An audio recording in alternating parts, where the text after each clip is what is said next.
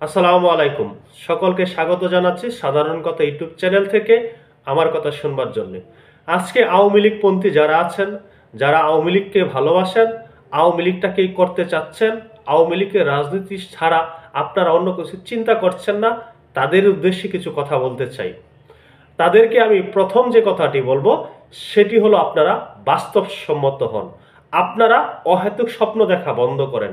আপনারা যে অহেতুক স্বপ্ন দেখছেন এর কারণে কিন্তু এই দলটি আরো বেশি ক্ষতিগ্রস্ত হচ্ছে। আপনারা ভাবছেন শেখ হাসিনার একার মেকানিজম ধারায় শেখ হাসিনা বাংলাদেশে প্রত্যাবর্তন করবেন, শেখ হাসিনা আবার প্রধানমন্ত্রী হিসাবে বাংলাদেশে ফিরে আসবেন। তিনি বহির্বিশ্বের সাথে এই ডিলটি করছেন, তিনি যে কোনো মুহূর্তে বাংলাদেশে ঢুকে যাবেন। আপনাদেরকে বলবো, আপনাদের এই অতি কনফিডেন্সের কারণেই কিন্তু আওয়ামী লীগের পতন ঘটেছে। আপনারা 5ই আগস্টের পূর্ববর্তী সময়েও একই ধরনের স্বপ্ন দেখেছিলেন, একই ধরনের কথা বলেছিলেন। 5ই আগস্টের পূর্ববর্তী সময়ে আপনারা বলেছিলেন এগুলো কোনো ঘটনা না, শেখ হাসিনার কাছে এগুলো মামুলি ব্যাপার, শেখ হাসিনার কিছুই করতে পারবে না এই ছাত্র সমাজ। তার পরিণতি কি হয়েছে সেটি কি আপনি আমি দেখিনি? এখনো কেন আপনারা সেই অহেতুক স্বপ্ন দেখছেন? আপনাদের নিজের পায়ের নিচের মাটি এখনো আরেকজনে শক্ত করে দেবে সেই আশায় কেন বসে আছেন? আওয়ামী লীগ যারা করবেন, যারা আওয়ামী লীগকে ভালোবাসেন, বঙ্গবন্ধুর আওয়ামী লীগটাকে করতে চাচ্ছেন, বঙ্গবন্ধুর আওয়ামী লীগকে ভালোবাসেন, বঙ্গবন্ধুর আদর্শকে বুকে লালন করেন, তাদেরকে বলবো আপনারা বাস্তবসম্মত হন। আপনাদের কি করণীয় সেটি আপনাদেরকে ঠিক করতে হবে। হ্যাঁ, শেখ হাসিনা আছে, তিনি তার মতন করে মেকানিজম সাজাচ্ছেন। ধরে নিলাম তিনি বিভিন্ন কৌশল অবলম্বন করছেন বাংলাদেশে প্রধানমন্ত্রী হিসাবে ফিরে আসার জন্য। কিন্তু এজন্য কি আপনার কোনো দায় নেই? আপনার কোনো কর্তব্য নেই? আপনি শুধু বসে বসে সেই সকল গল্প শুনবেন, সেই সকল খবর দেখবেন? এটি আপনার একমাত্র কাজ একজন রাজনীতিবিদ হিসাবে, একজন আওয়ামী লীগার হিসাবে? আপনারা যে কেন বাস্তবসম্মত হতে পারছেন না এটি আমার কাছে বড় একটি প্রশ্ন। এই যে আওয়ামী লীগের পতনটি ঘটেছে, এর পিছনে কি কারণ ছিল, কেন ঘটেছে, একবারও কি সেগুলো আপনারা ভেবে দেখেছেন? আপনাদের অতিরিক্ত আত্মবিশ্বাস, শুধু শেখ হাসিনাই সবকিছু করবে এই ভাবনার কারণেই আওয়ামী লীগের পতন ঘটেছে। আরো বিশেষ কিছু কারণ রয়েছে, সেটি হলো আপনারা যারা আওয়ামী লীগার, তারা আওয়ামী লীগের ভিতরে একটি বিরোধী দল তৈরি করেছিলেন। শুধুমাত্র যারা একজন এমপির সমর্থক ছিল তারাই শুধু রাজনীতি করতে পেরেছে, আর যারা এমপির বাহিরে অন্য কোনো প্যানেলের মানুষ বা অন্য কোনো ব্যক্তির রাজনীতি করে, অন্য কোনো ব্যক্তির সাথে রাজনীতি করতে কমফোর্ট ফিল করে, তাদেরকে আপনারা বিরোধী দল হিসাবে আখ্যায়িত করেছেন। তাদের সাথে আপনারা বিরোধী দলের সাথে যে আচরণটি করতেন সেই আচরণটি করেছেন, যার কারণে আপনাদের মধ্যে একটি ফাটল ধরেছিল, আপনাদের সেই শক্তিমত্তা কমে গিয়েছিল। সেই সুযোগটি গ্রহণ করেছে আপনাদের বিরোধী মতাদর্শের যারা, তারা তারা সেই সুযোগে আপনাদের ঘাড়টি ধরতে পেরেছে।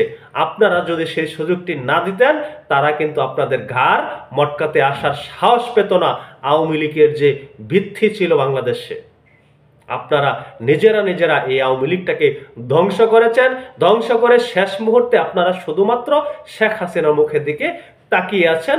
শেখ হাসিনা অমুক দিন চলে আসবে, অমুক করে ফেলছে, তমুক করে ফেলছে, আর কোনো বাধা নেই, তিনি যে কোনো মুহূর্তে বাংলাদেশে চলে আসবে, তিনি প্রধানমন্ত্রী হিসেবে আসবে, তিনি প্রধানমন্ত্রিত্ব করবে।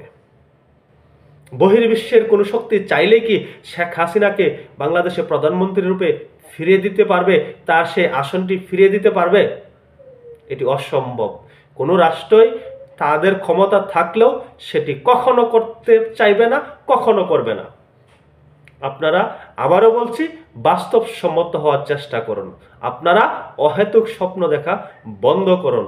আপনাদের মধ্যে কি ভুল ছিল, কি করতে হবে, সেই করণীয়টি আপনাদের ঠিক করা প্রয়োজন। আপনারা যদি মাঠ পর্যায় থেকে সেই করণীয় ঠিক না করতে পারেন, আপনাদের যদি কর্মসূচি দাঁড় করাতে না পারেন, তাহলে আওয়ামী লীগের ঘুরে দাঁড়ানো অসম্ভব। আপনারা শুধুমাত্র শেখ হাসিনার মুখের দিকে তাকিয়ে আওয়ামী লীগকে বাঁচাতে পারবেন না। আপনি একজন দায়িত্বপ্রাপ্ত ব্যক্তি, আপনার পোস্ট পদবি রয়েছে, আপনাকে কিন্তু আপনার জায়গাটাকে গোছাতে হবে।